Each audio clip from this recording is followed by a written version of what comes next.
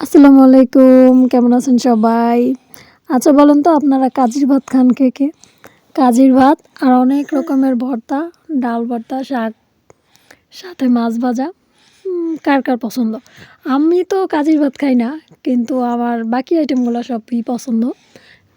তো কাজির ভাত আমার দেখা মানে ১০০ জনের মধ্যে মনে হয় ৯০ জনই পছন্দ করে।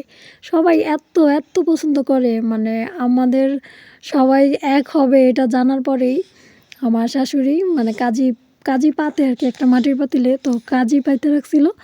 তারপরে যখন সবাই আসলো মেহরিমার সব ফুফুরা, তো তারপরে আরকি এই কাজির ভাতটা রান্না করা হয়েছিল। সবাই অনেক পছন্দ করে। মানে আগে থেকে বইলা রাখে যে আসলে কিন্তু কাজির ভাত খাওয়া হবে। এরকম একটা মানে কি বলবো? তো ভর্তা ভাত তো এমনিতেই সবার পছন্দ। কাজির ভাত আপনারা কে, কে পছন্দ করেন অবশ্যই বলবেন। কাজির ভাতের সাথে এই যে আমরা অনেক ধরনের ভর্তার আইটেমগুলা ভা ভালোভাবে মানে ভাজতেছিলাম। তো ভাজা হওয়ার পরে এই যে বড় আপা সব ভর্তাগুলা করে নিল। আর সাথে মাছ ভাজা। এটা ছিল পুকুরের পুঁটি মাছ।